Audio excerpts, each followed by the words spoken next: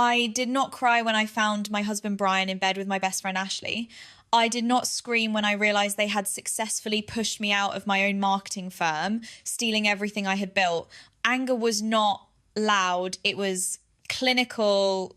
I packed a single bag and drove to my late Aunt Martha's house. In her attic, I found an encrypted digital ledger containing access to a dormant offshore account with $150,000 and a map to a secret storage facility. My story could have ended there, but I chose a different path. Where are you listening from and what time is it? Leave a comment below. I would love to know who I am connecting with today. To understand the math of this betrayal, you have to look at the ledger of our relationship. For 3 years, Brian and Ashley had been systematically siphoning my intellect. I was the brain behind Meridian Architecture's most successful marketing campaigns, the invisible architect of their public image. Brian took the credit in boardrooms, while Ashley designed the glossy aesthetic overlays, claiming my core concepts as her own creative genius. I was erased from the company I helped build, my name carefully scrubbed from every pitch deck and press release. People always ask why I stayed so long, why I let them drain my professional worth and claim it as their own. It is easy to judge from the outside, but when you are inside it, it is not a sudden capture. It is a slow, methodical conditioning. This is the invisible chain of the survivor. It is a prison without bars, where the doors are technically unlocked, but your mind has been trained to believe that stepping outside means falling into an abyss. They fed me a steady diet of subtle invalidations, convincing me that without Brian's charisma and Ashley's connections, my ideas were worthless. I had succumbed to learned helplessness, confusing surviving with actually living. I thought I was being a supportive partner and a loyal friend. Now I realised it had been a subscription with me footing the bill. Finding them together was just the final audit. It broke the spell. The moment I saw them, the invisible chains shattered. I did not feel heartbroken. I felt like a creditor who finally realised the account was hopelessly overdrawn. My career had been hijacked by two people who lacked original thought, operating entirely on stolen intellectual capital. They had relied on my compliance, banking on the fact that I was too meek, too conditioned to ever fight back. They thought I would quietly fade into the background, a minor casualty in their grand narrative of success. But standing in Aunt Martha's dusty attic, looking at $150,000 in neatly banded $100 bills, my perspective shifted. Aunt Martha had been a forensic auditor before she passed. She was a woman who understood ledgers, hidden assets, and the undeniable truth of a paper trail. She had left this for a reason. The money was not just an inheritance, it was a war chest. And the address she left behind was my first target. I rubbed my eyes, trying to summon regret, but there was only absolute clarity. I was not going to write off this loss. I was going to collect every single debt owed to me with interest. I did not waste a single tear or a single minute. This was not revenge, it was accounting. The very next morning, I took Aunt Martha's cash and retained the most ruthless, razor-sharp corporate litigation firm in the city. I did not hire a divorce lawyer. I hired intellectual property experts and forensic accountants. Brian and Ashley thought they had neutralized me by locking me out of the firm's servers, but they fundamentally misunderstood who they were dealing with. I was the one who built their digital infrastructure. Working from my laptop, I utilized the recovery protocols Aunt Martha had established years ago. She had secretly installed auditing software across their network, providing me with timestamped drafts and encrypted emails that proved every major campaign originated from my unique login credentials. But I did not stop at intellectual property theft. I knew Brian. I knew how sloppy he was when he thought no one was looking. If he was willing to defraud his wife and business partner, he was definitely defrauding his clients. I followed the money. Using the initial capital from Aunt Martha to fund a private investigator, I started digging into Meridian's recent real estate acquisitions. It did not take long to find the rot. Brian's firm had been manipulating zoning permits and falsifying environmental impact reports to secure prime commercial real estate for pennies on the dollar. He and Ashley had set up shell companies to funnel the illicit profits, laundering the money through her fake high-end fashion brand. It was a classic embezzlement scheme, dressed up in designer clothes and architectural awards. I compiled every permit, every fake invoice, and every manipulated contract into a master dossier. I worked with the cold, methodical precision of a surgeon.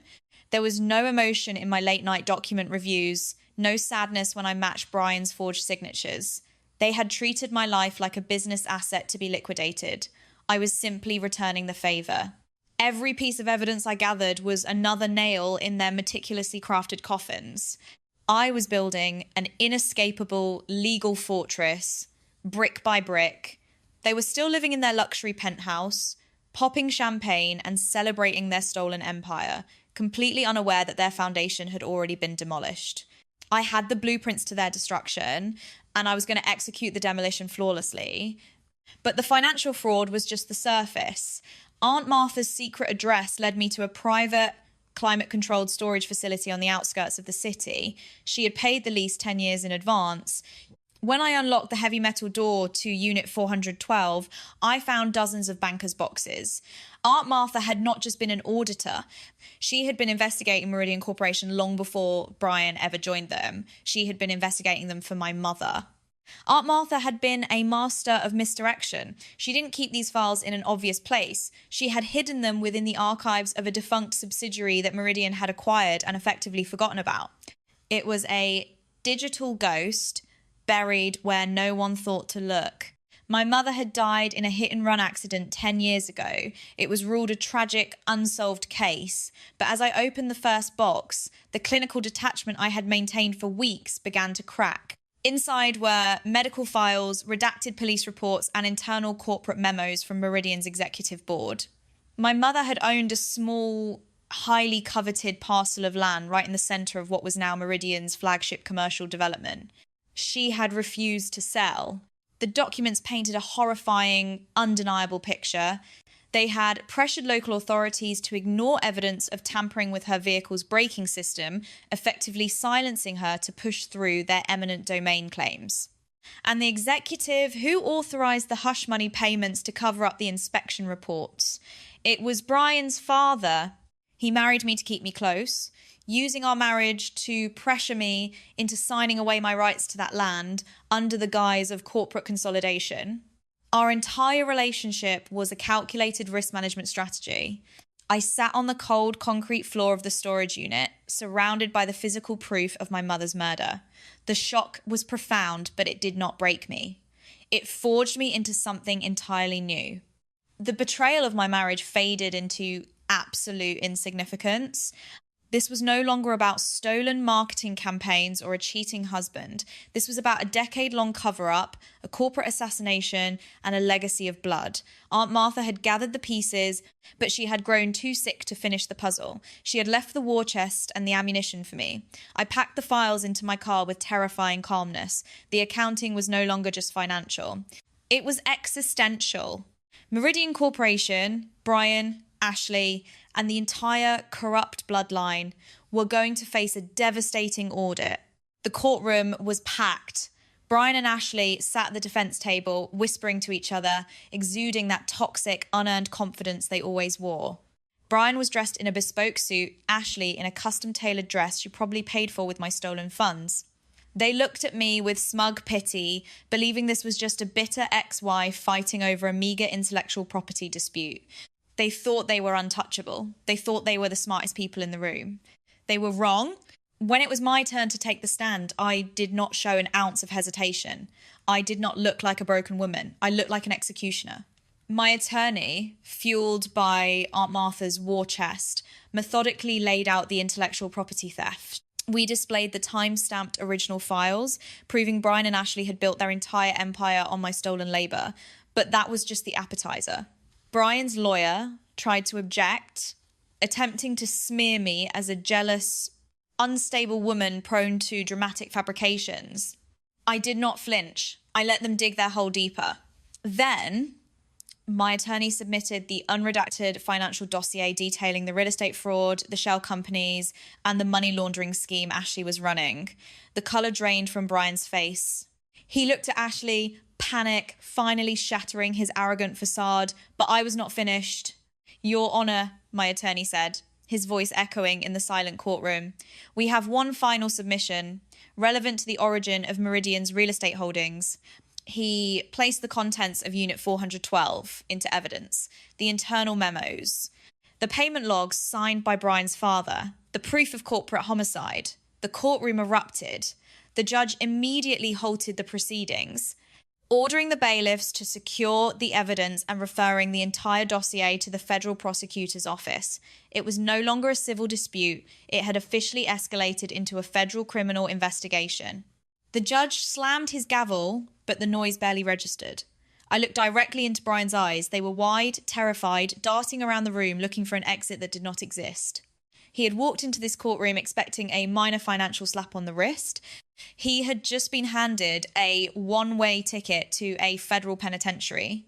Meridian didn't just implode, it faced a mass exodus of investors, and the board of directors was forced to resign under the weight of the federal seizure. The company was dismantled from the inside out within weeks. The media descended like vultures, broadcasting the scandal across every major news network. The federal government seized all of Brian and Ashley's assets, their luxury penthouse, their bank accounts, their sports cars. Everything was frozen and confiscated. Brian and his father were indicted for fraud, embezzlement, and conspiracy to commit murder. Ashley was charged with money laundering and accessory to fraud. I watched it all unfold on the evening news, sipping a cup of black coffee in my new, quietly elegant apartment. I felt no pity. To understand their collapse, you have to understand the illusion of power of an empty wallet. For years, Brian and Ashley had operated on the belief that having wealth equated to having worth. They confused their rented power, their stolen capital, and their designer labels with actual character. But position and status bought with blood and fraud is just a fragile shell. When the money vanished, when the assets were seized, they had no internal foundation to stand on. They were completely hollow. Without their stolen wealth, they were nothing. Watching them being led out of the federal courthouse in handcuffs, stripped of their designer suits and unearned arrogance, was a masterclass in karma. They had built their entire lives on a foundation of cruelty, entitlement, and theft. And when that foundation was pulled out from under them, they shattered completely. They had nothing left to leverage, no one left to manipulate. The people who had flocked to their lavish parties and praised their success abandoned them instantly. I had liquidated their entire reality. I took back the narrative, the assets, and the truth.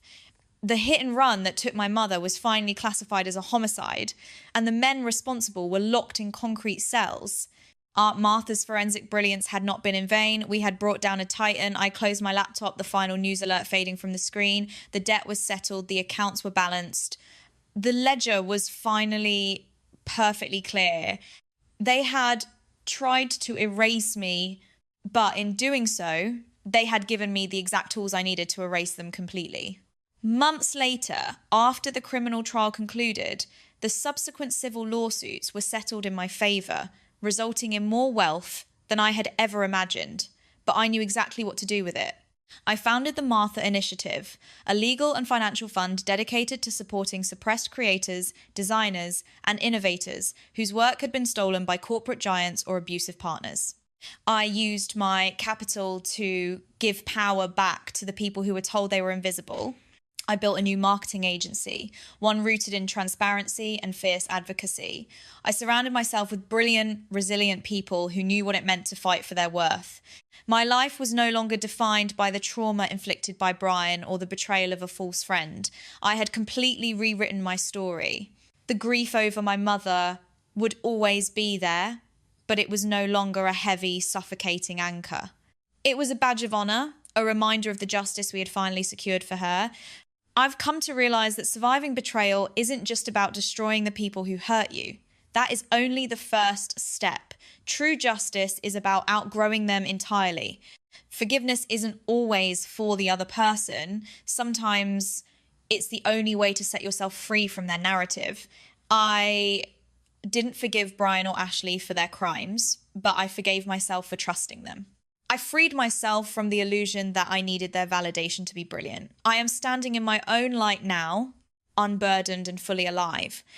If you have ever fought to take back control of your life after a massive shock, if you have ever had to rebuild your reality from the ashes of betrayal, please share your experience with me in the comments below. Your bravery will be a source of inspiration for so many others. We are never as invisible as they want us to believe.